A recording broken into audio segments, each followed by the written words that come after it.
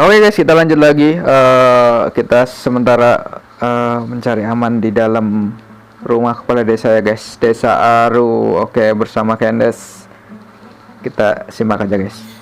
Alright, we got it, Candace. That's what I like to hear. I was supposed to be a mediator, but I might have gotten a little too involved just now.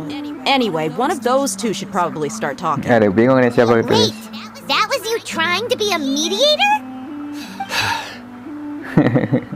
I have nothing to hide, so there's no shame in explaining myself.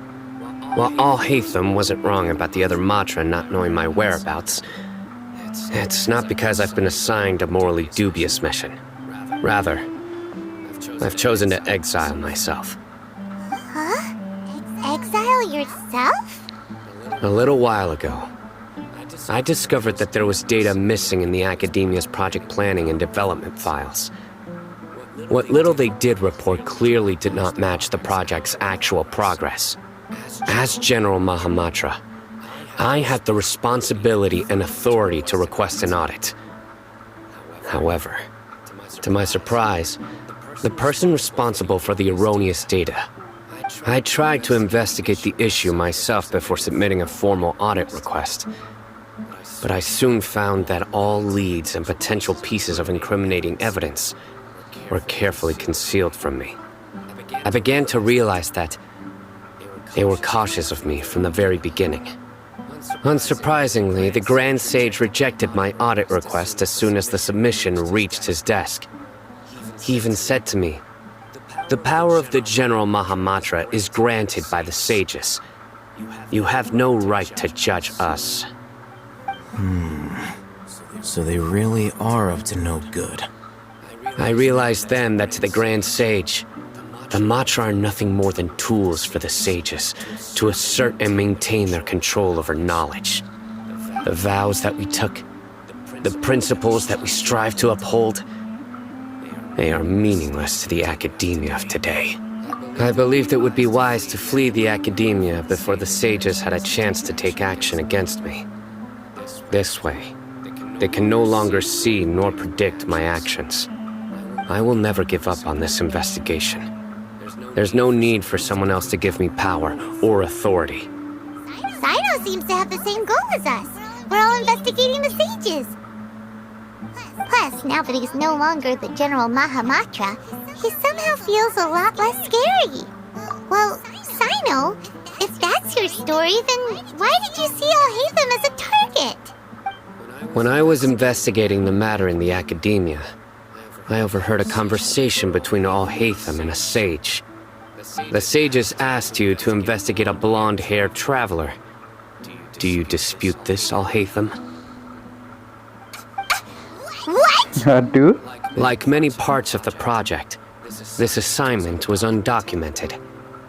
Now throw in your suspicious behavior with the Divine Knowledge Capsule, and I think we deserve an Yes. I was indeed tasked with investigating the Traveler. Alhaitham! After all, the promised reward was so great that hardly any scholar could have refused. The sage told me, once you've completed this assignment, I can give you a glimpse of divine knowledge. A most enticing offer. Unfortunately, those academics don't know me at all.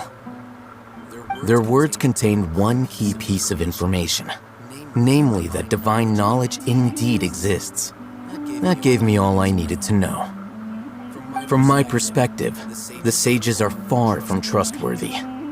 Think about it. Isn't it a little strange they're so willing to share divine knowledge with anyone? So, I began my own investigation following the lead of the Divine Knowledge Capsule. In the end, I realized my wisdom in committing to this rather than collaborating with the sages. Had I been less guarded, I probably would have ended up like that Ain al-Ahmar mercenary, incapable of remaining sane for long enough to hold a conversation. You mean that the sages originally planned to dispose of you, using one of those capsules that drive people insane? I'd already given up on the assignment by then. I only told the Academia I was waiting in Port Ormos for you to appear so they wouldn't suspect anything. So it came as quite a surprise when I encountered my erstwhile target while investigating the Divine Knowledge Capsule. Criminals do love to talk about coincidences. Even though I ran into the Traveler by chance, I had no intention of providing assistance to the Academia. Also, you should remember, you were the ones who decided to follow me and strike up a conversation after I left that tavern. That's true. Alhaitham helped us out at Caravan Revat as well. Maybe he's telling the truth. I'm willing to apologize, if that's worth anything to you. I took the Divine Knowledge Capsule behind your back because I judged its existence to be a significant risk. I felt that it would be best for no one to interact with it before it had been properly studied. After all, curiosity often proves to be the most dangerous thing in this land. You should be well aware, Scribe Alhaitham, that curiosity can also lead you to danger and suspicion. Answer me this. Did the sages share any information about their project with you? Have I not made myself clear? You and I are both distrusted by the Academia. Do you really think they would tell me anything?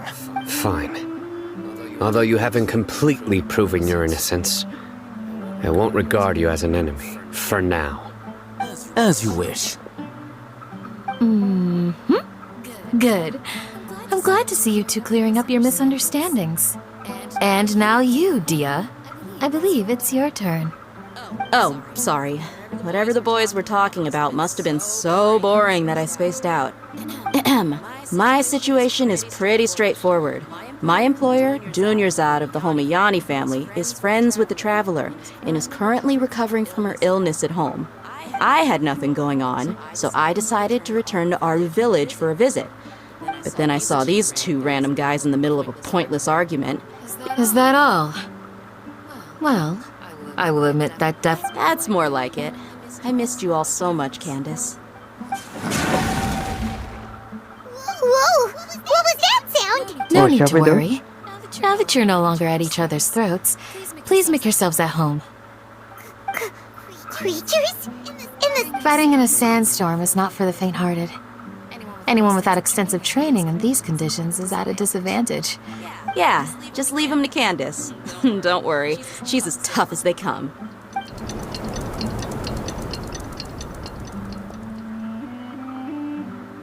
The wind's died down. That means the sandstorm's over, right? Candace still isn't back yet, though. When you put it that way, even I'm starting to feel a little worried. All right, let's go. We've been here long enough, and the